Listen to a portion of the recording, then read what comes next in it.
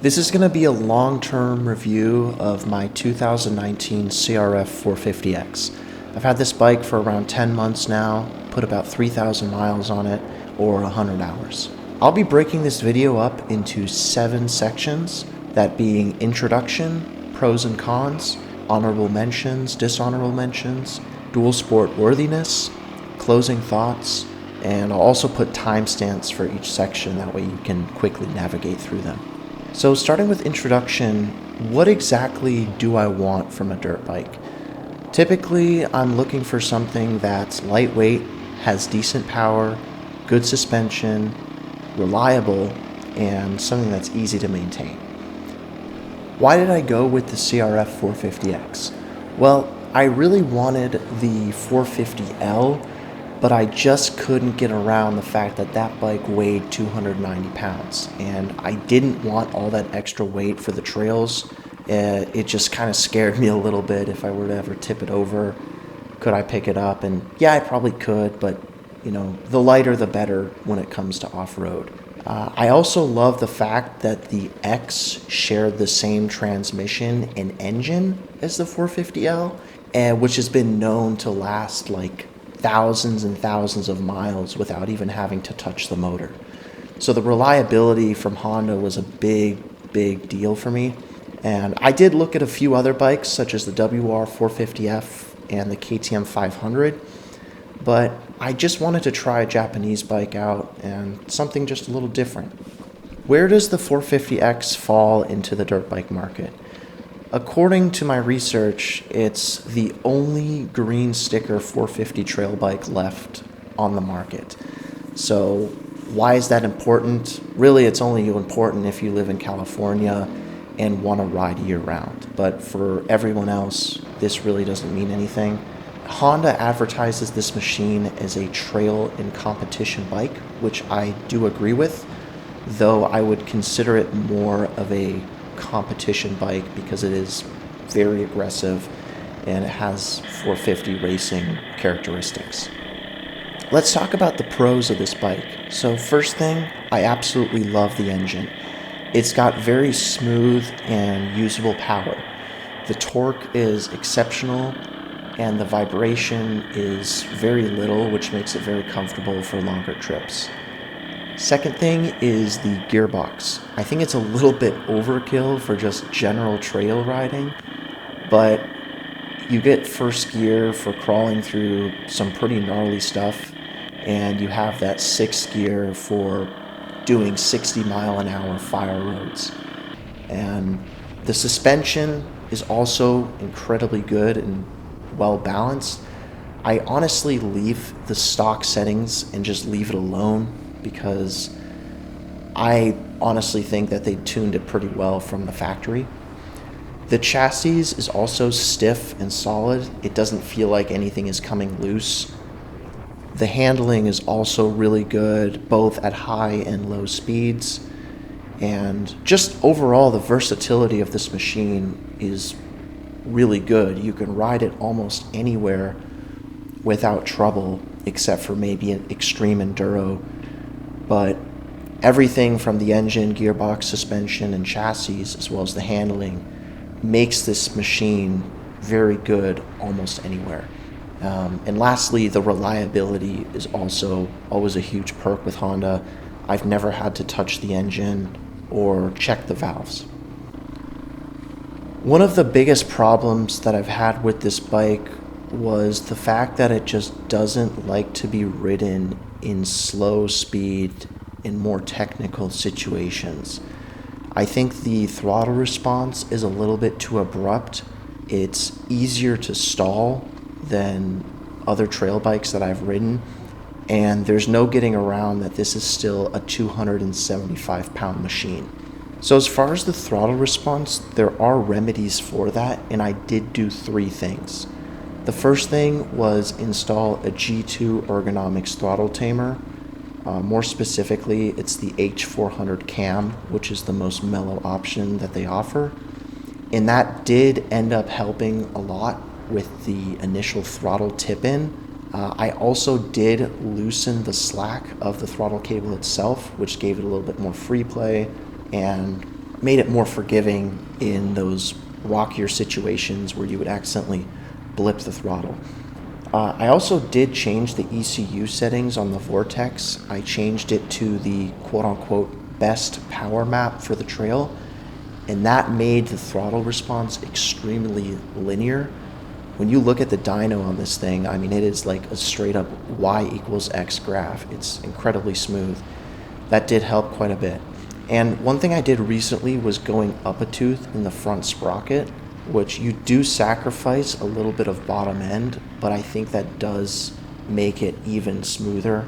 So with those four things, I definitely think it helped, but it's still not perfect. But one thing you cannot get away from is the weight and the fact that this is a 450 derived engine.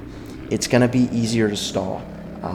Again, one of the remedies that I found for that was increasing the idle and just getting more practice with the clutch. You constantly have to feather it in pretty much every technical situation, which is to be expected. But I noticed my old KTM 500 would stall a lot less than this bike. And as far as the weight goes, there's really only one thing you can do to reduce weight, and that's get rid of the plastic covers on the stator and clutch and change out the exhaust. And even if you want to, you can get rid of the lights. Doing all that, you might drop around 5 pounds or so. So I think that's kind of the biggest thing, is it's just not the greatest at slower speed stuff. If you really want to do more enduro focused riding, I would suggest looking at something else, because this 450X just feels slightly out of place in those areas. So next I'll get into the honorable and dishonorable mentions. So the honorable mentions are things that I really like about the bike that are small, yet they add value to it, in my opinion. And the dishonorable mentions are little things that bug me. So the ergonomics on this bike are simply amazing for my frame. I am about 6 foot, weigh 185 pounds, and have a 32-inch inseam. I have never had to adjust the brake levers or the clutch levers or even the brake pedals, as well as the handlebars. Everything just fits flawlessly. So I think that Honda is known kind of for their ergonomics to be very comfortable, and I can definitely agree with that. Another thing is that this bike starts every single time. I've never had it where the starter has had issues starting the bike. I think the lithium-ion battery as well as the starter motor are very strong and built exceptionally well. One small thing too is the built-in neutral light. I believe this is one of the only enduro bikes that has one, and it's just a really nice thing to have. Like when you come to a stop and you know exactly if you're in neutral or not. You don't have to second guess, and it works very well. Oil changes are super simple and probably the easiest out of any dirt bike that I've worked on. It's literally just one drain bolt and an oil filter. There's no messing around with screens, oil pressure screws, or an additional filter. It literally only takes 10 minutes to do a full oil change. Lastly was the fact that this thing comes with plastic and clutch stator covers, which I think is just nice. It protects the sides from being scuffed, and if you drop the bike, it certainly holds up and doesn't damage anything. For the dishonorable mentions, the first thing that I really don't like is the airbox access. You always have to unscrew the 2 bolts that hold the seat to access your airbox or your air filter. And I wish other companies, or I wish Honda would follow with KTM and Yamaha, because they make a toolless system where you can easily just pop it on and off and check it real quick and see if it needs cleaning. Second thing is the fact that this bike has no fan. And it's kind of weird because on one of the Honda videos that I watched, I'll put it up here in a second, they basically say like, oh yeah, it comes with one, and they completely lied. It doesn't come with one at all, at least not in the United States. The titanium fuel tank is both light and strong. The electric fan keeps the engine cool in tough conditions. And the worst part is you can't even buy one from Honda directly. So Yamaha offers a GYTR fan kit for pretty much all their Yamaha dirt bikes. And it's kind of, what's even more silly is that the mounting brackets for the radiator fan are still there, but your only option is to buy an aftermarket one. I think it is important for a trail bike to come with a radiator fan just so you don't ever boil over. But I think one perk I do have to give with this Honda is I have never had it overheated ever. And I have not run a fan on this bike. Of course, I use my common sense and don't rev it and stay still. I turn off the engine when it needs to. It does have a coolant overflow tank where you can have your coolant boil over if it needs to and sucks right back into the radiators when it cools off. But again, a fan is kind of essential for a trail bike in my opinion. Also, there is no hour meter anywhere to be found on this machine, which is kind of ridiculous because this is a dedicated dirt bike, and why they couldn't just add that inside of their dashboard software is beyond me. I typically like to look at hours when I'm doing off-road work and miles when I'm doing more street stuff, but because this is a dirt bike and I'm mostly doing dirt, it would have been nice for them to include that. There's also no LED headlight, and because the 450L and 450X share so much in common, why couldn't they just put the LED headlight on this? I think Honda knew that people were going to be riding this thing at the Baja at night. Or did they maybe just think, oh, people are going to replace it with a Baja Designs headlight anyway? I don't know. But literally the price difference between the 450X and 450L are so close that it's just kind of stupid that they didn't put any of these things in the bike. If you are going to hold on to the plastic covers, just be careful because they do accumulate dirt and water. So every time you wash the bike, I suggest taking them off and spraying the hole screws with WD-40 just to get rid of the water. This is kind of important because over time what can happen is rust starts to form on the screws and it can etch the metal on some of the additional surrounding parts. Let's talk about how this bike does as a dual sport. Is it worthy of tackling the pavement and dirt like the 450L is? And I think it is. It's probably the best 450cc dirt bike to base a dual sport off of. And the reason why is it has the exact same transmission and motor as the 450L, which again is known to be super reliable, and it has the tallest 6th gear out of any dirt bike that I know of. I think the KTM 500 is very, very close, but this is just slightly taller, and we're talking internal gearing here, by the way, not sprocket count. It's also got a trip meter to track rides and fuel consumption, and you even have the ability to upgrade to a 3-gallon or even a 5-gallon tank. And one thing I do want to note, if you are going to ride this more off or on road, I would suggest adding a tooth to the front or dropping some teeth in the rear just to kind of accommodate for the revs. You don't really want to be riding 1351 gearing at 75, 80 miles an hour, in my opinion. The bike could handle it, but you're fairly high into the rev range at that point, so I suggest changing the gearing if you're going to be doing more pavement miles.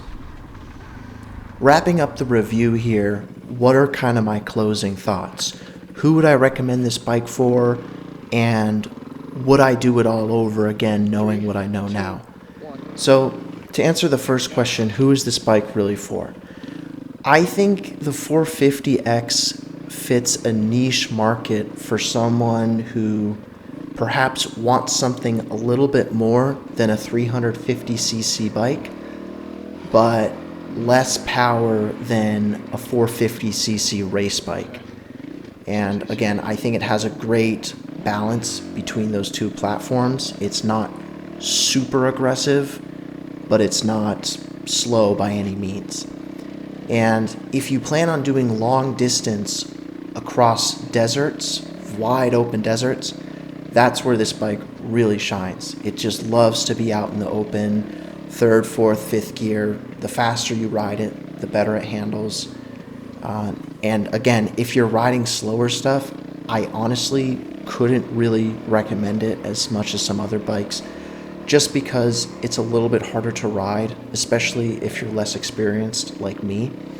But yeah, I think overall it is a good platform that can do anything you pretty much want to if you're a very good rider and you put it in someone's hands who has years of experience. Would I buy this bike again knowing what I know now? And I think that kind of depends. If I could have more than 3 bikes in the garage, or more than 2, let's just say that, I think I would definitely pick one up, because in my opinion, it is such a fantastic motorcycle for the open desert stuff. And because I live in Arizona, lots of the stuff is wide open, but we do have a few parks that I go to where it is more technical. The desert is not just third, fourth, fifth pinned like many people think. If I had the option to own more than one bike, yeah, I would have the 450X for the open desert stuff, and I would maybe have like a 250 for the single track, slower pace stuff, just because I think the 250s are a little bit easier to maintain. I did end up riding one in March, I believe it was, of this year, and I really fell in love with the power delivery. So at the end of the day, where I am right now, I can only really have one bike. Likely what I'll do in the coming fall or next riding season is I'll probably look for something just a little bit smaller, like a WR250F, or possibly something like a 350 from KTM, which means that the CRF450X will likely no longer be in my garage. And I know this is sad for some people to hear. They subscribe to me for my bike, and I totally understand. If you want to leave, I'm not going to get offended or anything like that, but it's time for me to try something else and move on to another bike, just because I really want to get the flavor of all brands, all displacement, and just really figure out what works well for me. So I hope you can understand, and I appreciate you guys watching. As always, if you have any questions, please leave a comment, and I'll try to get back to you as soon as I can. Cheers, guys.